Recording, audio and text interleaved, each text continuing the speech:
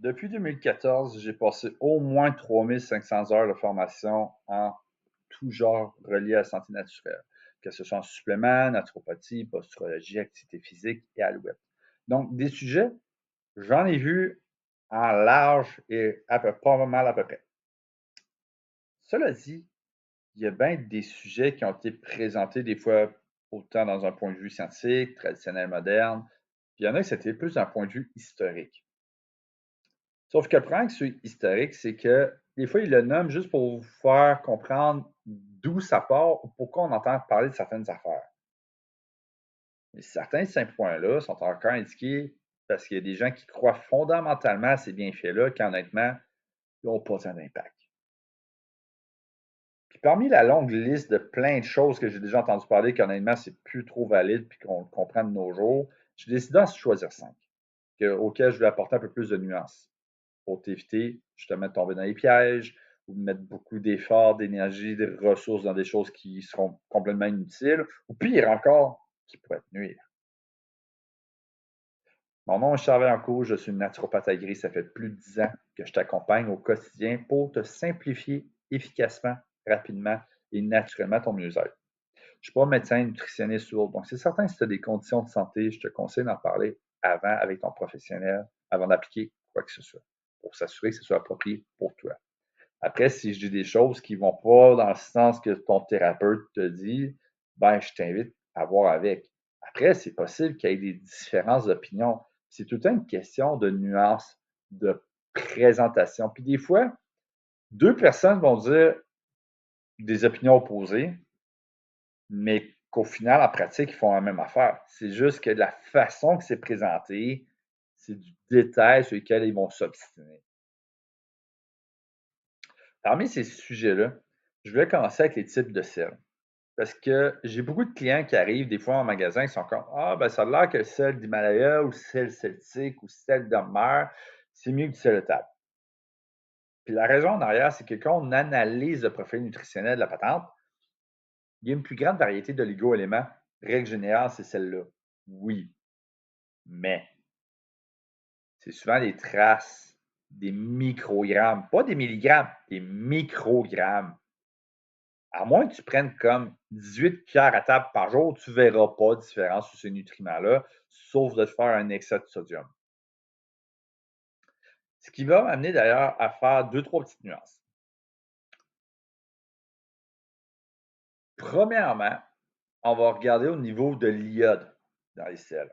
Parce que il y a des gens qui sont conseillés du sel pour l'iode parce qu'ils ne consomment pas de produits de la mer, puis ils se font dire, ben, prendre de l'iode à la place, prendre du sel, il y a de l'iode dedans. Ce ne sont pas tous les sels qui ont de l'iode. Ça demeure un peu, oui, puis sel de table aussi, that's it. Si tu regardes, mettons, sel d'Himalaya, tu n'as rien d'iode là-dedans. La raison pourquoi le sel de table il en contient, c'est que dans les années 40, le gouvernement a instauré une loi qui obligeait à rajouter de l'iode dans le sel de table. Parce que les gens à cette époque-là ne consommaient pas assez de produits de la mer, développaient un goitre et des problèmes de thyroïde reliés à ça. Donc, c'est pas juste du NaCl dans le sel de table, il y a aussi un petit peu d'iode. Il n'y aura peut-être pas autant de nutriments que, mettons, du sel de mer, mais comme je disais tantôt, à moins de prendre des quantités phénoménales, tu n'auras pas tant d'impact de différence que ça. Au moins, tu as ton iode que tu cherchais qui peut te donner un coup de pouce. Tu peux ensuite de ça avoir des substituts de sel. Puis là, je trouve que ça, c'est le point qui va être le plus intéressant des deux. C'est que le sujet du sodium est un sujet très controversé parce que les institutions gouvernementales vont dire une chose, la science va en dire une autre. Littéralement. La zone grise entre les deux est très mince, très mince. Il faudrait que j'aille réviser, savoir si les institutions ils disent que ce n'est pas 2000 mg de sodium par jour maximum. Après quoi, ils vont dire ah, ben là, attention, ça peut être dangereux pour ta santé, puis la mortalité, puis l'hypertension artérielle, puis ci, puis ça. Sauf que quand on regarde la littérature scientifique, par exemple, au niveau de la mortalité, c'est des courbes en U. C'est-à-dire que les gens qui prennent entre 2000 à 5000 mg par jour, ce qui varie selon d'un auteur à l'autre, souvent ça va du 2500, 3500, 2000, 4000. Dans les entours, on va dire de 2000 à 4500, mettons. C'est là où est-ce qu'il y a le moins de mortalité. Les gens qui ne consomment pas assez de sodium ou qui en consomment trop, il y a un plus haut niveau de mortalité là-dedans. Ce qu'il faut donc comprendre, c'est de voir, bon, maintenant qu'on a un chiffre moyen observationnel, c'est quoi la réalité des gens? Le Nord-Américain moyen a beaucoup de niveaux sous-optimal de vitamines et minéraux. Il peut même avoir des carences nutritionnelles. Entre autres parce qu'il ne mange pas assez de légumes, le 2 tiers de son panier d'épicerie ultra transformé, etc. Donc ça, au niveau statistique, on peut voir une certaine réalité. Donc, quand on regarde, mettons, au niveau de l'hypertension artérielle, il y a pas mal deux camps par rapport au sodium. Puis les deux ont de la littérature scientifique ensemble.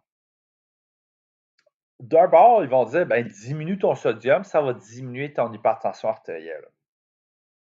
C'est vrai que si quelqu'un fait des excédents de sodium, ben, c'est sûr que si tu rajoutes du gaz sulfureux, ça va aggraver le problème. C'est pire si tu as des problèmes de résistance à l'insuline, ou des problèmes métaboliques, ou des problèmes d'inflammation chronique. Tes excédents de sodium pourraient venir exacerber des problèmes. OK. Mais le camp opposé va se dire, si je suis dans des niveaux optimaux de sodium, puis que je suis relativement bonne santé, relativement riche, un excédent de sodium, je suis capable d'uriner. Puis si je coupe dans mon sodium, puis je tombe dans un niveau sous-optimal ou carencé, ça devient problématique. Par contre, le compétiteur du sodium, c'est le potassium. Puis ça, une très grosse majorité de population encore consomme pas suffisamment de potassium. La moitié de la population consomme la moitié de la dose optimale de potassium. À peu près 3% de la population nord-américaine consomme les environ 4700 mg de potassium par jour indiqués. Donc, ce deuxième cas-là, ils disent, il se passe quoi si on donne des suppléments de potassium? Gadon, ils ont des résultats similaires à s'ils coupaient le sodium. Donc, si déjà les gens mangent mieux, moins transformé, moins de fast-food, moins de all-you-can-eat rempli de sel, et mangent plus de légumes, règle générale, ça ira mieux. Mais pour les gens qui consomment trop de sodium, les substituts de sel sont à base de potassium, qui sont aussi très bons au goût. Ça se remplace très bien. Donc, les gens qui prennent trop de sodium, ben, ça peut être une belle alternative. Mais à part de ça, il n'y a pas grand-chose de plus que ça à dire sur les sels, sinon juste de dire que les influenceurs qui aiment donc parler du sel celtique, non seulement tu ne verras pas tant d'impact de différence, pire encore, à moins de vouloir consommer 5 cuillères à table par jour minimum avant de voir une différence, ben dans ces doses-là, tu vas commencer à avoir des doses problématiques d'arsenic et de plomb naturellement présents dans celles-là.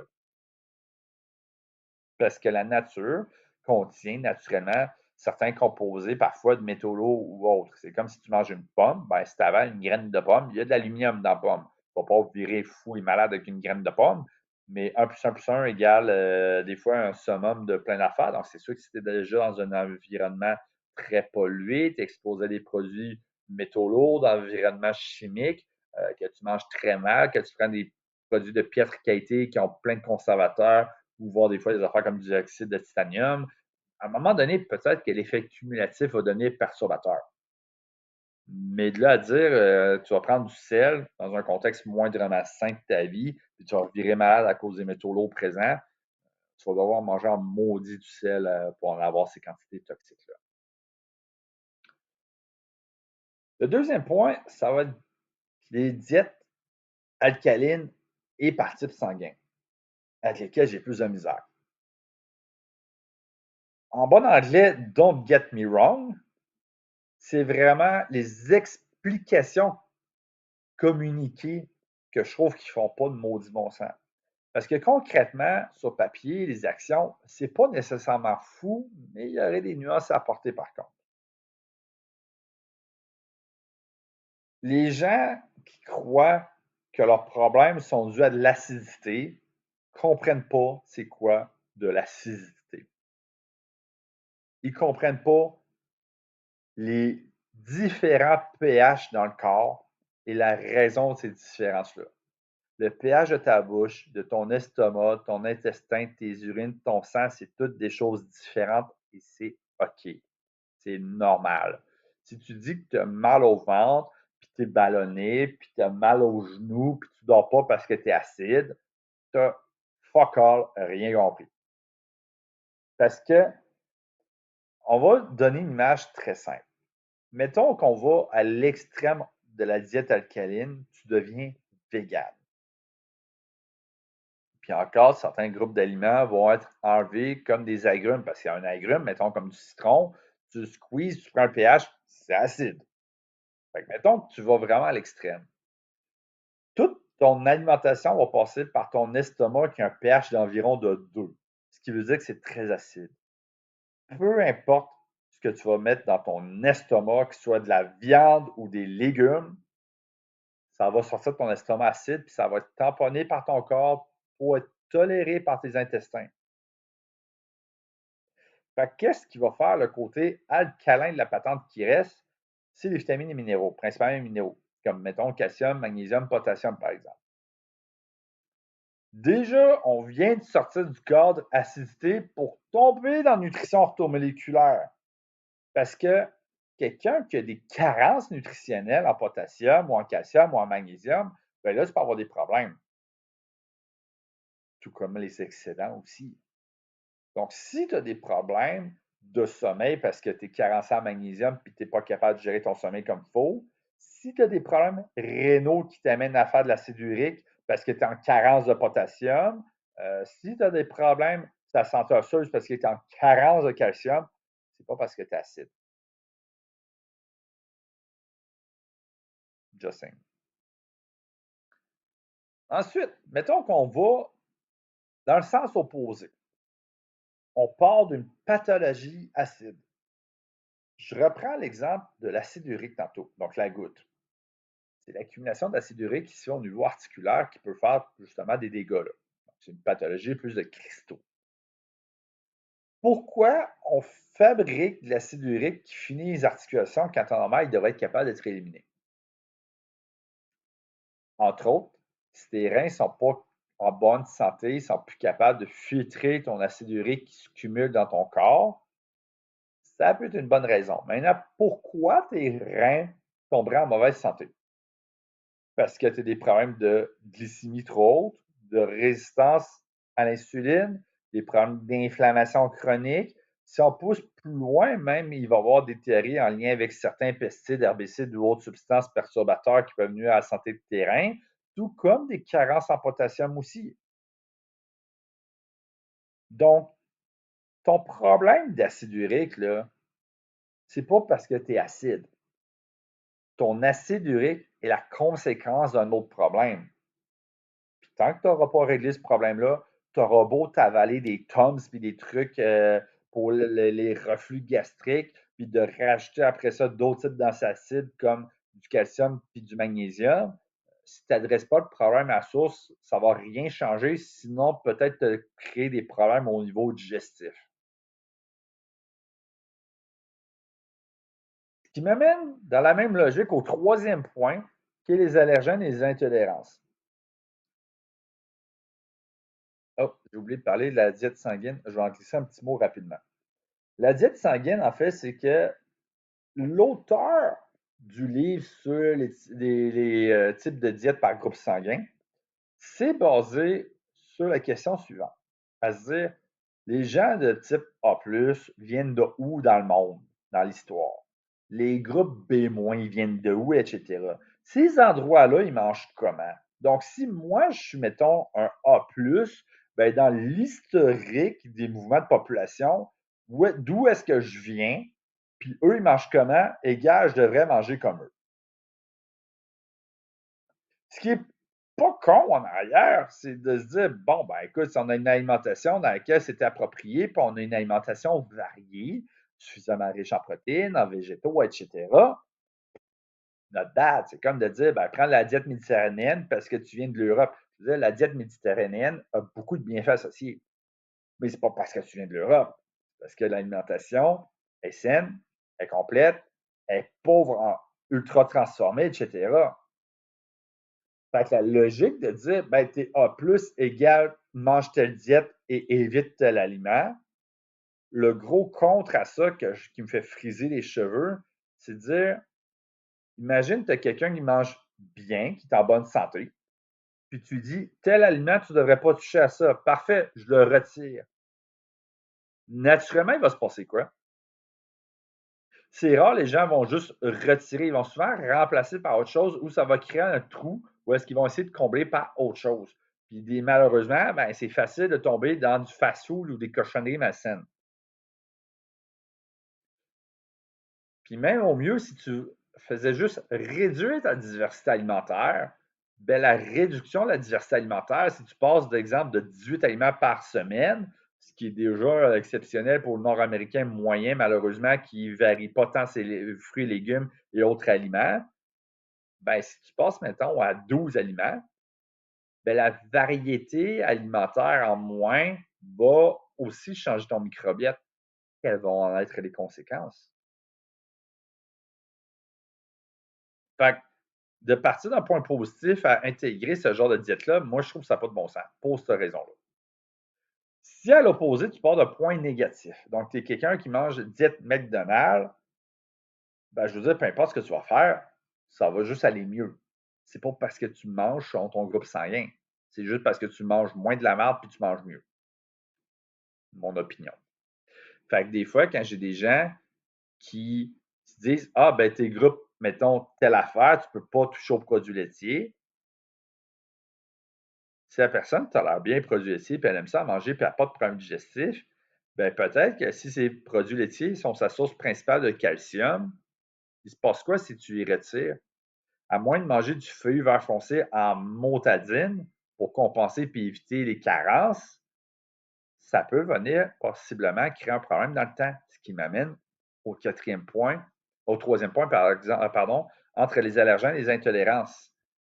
Parce que la plupart des gens qui ont un désordre de santé quelconque, chronique, que ce soit digestif, inflammatoire, dégénératif, auto-immun, vont probablement avoir au moins entendu une fois dans leur vie de dire ah, ben, prends pas de gluten, puis de produits laitiers, puis des affaires de même. C'est basé sur quoi, ces propos-là? C'est tiré d'une approche de diète hypotoxique mise de l'avant par le docteur Signalet et repopularisée par Jacqueline Lagacé aussi. L'idée en arrière est pas bête parce que c'est une approche qui est simple, qui peut être efficace, mais que je trouve qui n'est pas appropriée à tout le monde. Concrètement, c'est que si on regarde différentes pathologies chroniques, donc que ce soit au niveau articulaire, au niveau digestif, au niveau respiratoire, immunitaire, etc., qu'on regarde les intolérances les plus communes, statistiquement, il va y avoir 8 groupes d'aliments qui vont ressortir plus. Entre autres, tout ce qui contient du gluten, les produits laitiers, les solanacées, les œufs, les agrumes, etc. Donc, l'idée de cette approche-là, c'est de dire, ben, si je fais face à quelqu'un pour la première rencontre, il y a deux façons principales d'aborder ça. C'est soit j'ai dit, ben, tu m'enlèves tout ça, pour voir ce qui se passe. Donc, statistiquement, on se dit, ben, si la moyenne des gens, c'est souvent ces aliments-là, ben, on va l'enlever. Si tu en fais partie, tu devrais avoir moins le phénomène de mettre du gaz sur le feu. Donc, ça va donner une meilleure chance de reprendre le dessus. L'approche opposée, c'est d'y aller graduellement, c'est-à-dire, bon, ben écoute, on va retirer un groupe d'aliments à la fois, voir qu'est-ce qui se passe. On fait ça 3 semaines.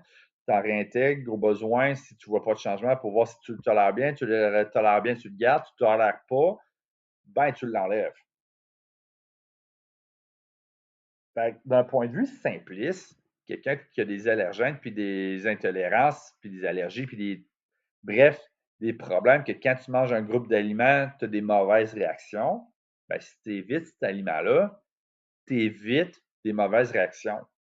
Tu évites des inconforts. Donc, tu évites de rajouter du gaz sur le feu.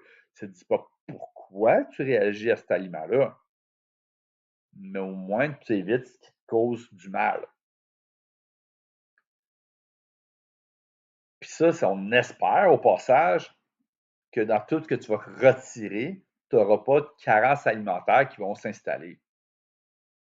Parce que des fois, cette approche-là, c'est très difficile à faire. J'avais une collègue de classe avec qui j'étudiais en naturopathie qui, elle, avait des gros troubles digestifs, puis elle retirait un groupe d'aliments à la fois. À un moment donné, il s'est rendu qu'il restait 5 aliments dans son alimentation.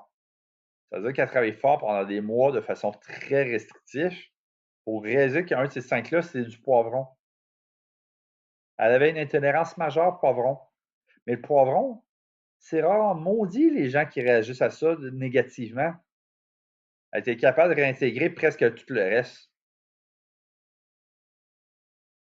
Puis, elle aurait pu très bien se dire, ben, je peux passer des tests de laboratoire au niveau des intolérances. Puis encore, ces tests-là, c'est pas toujours fiable. Les résultats peuvent changer dans le temps.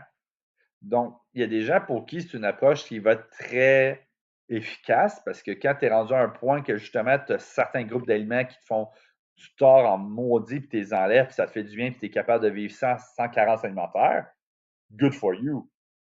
Après, ben, si tu as des problèmes de stress, de sommeil, de digestion, d'hormones ou autres qui font que tu ne tolères pas ces aliments-là, ben, tu n'as pas réglé le problème pour autant. Donc, les gens qui disent ben, j'arrête le gluten puis le produit laitier parce que ça a l'air que c'est pas bon pour moi, il se passe quoi quand tu arrêtes d'en manger pendant 3 semaines? Il se passe quoi après si après 3 semaines, tu décides une journée d'en réintégrer? Est-ce que tu te tolères? Si la réponse est oui, puis tu es rendu que tu as enlevé les œufs, les viandes, les solanacées, les agrumes, les produits laitiers, le gluten, je dis ça de même, mais comment va ta vie maintenant que tu vis juste plus compliqué pour rien? Parce que si tu n'en as pas de problème, tu n'en as pas de problème. Je veux dire, moi, mettons du gluten, j'en ai pas de problème. Je te dis pas qu'à profusion, de façon exagérée, à tous les jours, toute la vie, que je n'en développerai pas des problèmes, mais aujourd'hui, en date d'aujourd'hui, j'ai pas de problème. Moi, ce qui veut dire que si je prends un pain qui a du gluten, je ne vais pas mal filer. Mais par contre, dans mon cas, moi, je sais que si je mange trop des œufs ou trop des produits laitiers, puis dans des quantités raisonnables, j'ai tolère très bien les deux, ben, ça se peut que ma digestion prenne le bord, puis j'ai du mucus, puis je ronfle, puis d'autres affaires. Mais ça, c'est mon cas à moi. Si ton cas à toi, tu as des traces de tomates, puis tu ne tolères pas les tomates, puis que quand tu en manges, tu fais de la merde pendant 3 jours, ben, c'est peut-être correct de ne pas en manger. Si tu es cœliaque, c'est normal de vouloir tasser le gluten. Mais si toi, tu n'en as pas de problème à manger des produits laitiers, puis c'est ta source principale de calcium, puis tu l'enlèves, vas-tu finir par une carence en calcium? À moins que tu commences à faire des changements pour compenser à manger énormément de fruits et légumes, surtout des feuillus vert foncés, pour compenser le manque de calcium par le retrait des produits laitiers. C'est du cas personnalisé. Fais pas juste faire de quoi parce que tu entends dire que c'est bon. Est-ce que pour toi, ça t'aide? Si oui, à quel point? Point barre.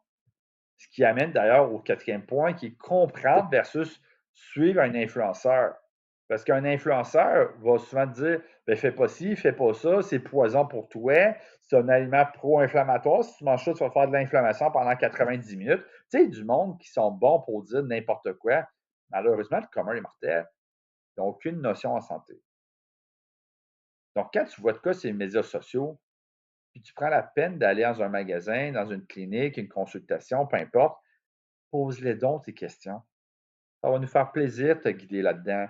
Parce que c'est pas vrai que ça fait 20 ans que tu prends du ventre parce que tu bois trop d'alcool, puis tu manges trop, puis tu dors pas bien, puis tu es stressé, que c'est la faute de ton cortisol. C'est juste un mode de vie de merde. Après, si tu es trop stressé parce que tu es travailleur autonome, tu as une entreprise, tu as beaucoup de travail à faire, puis tu as de la misère à dormir à cause de ça, ben oui, tu as du stress, puis peut-être, entre guillemets, de moduler ton cortisol en gérant ton stress, ça va aider.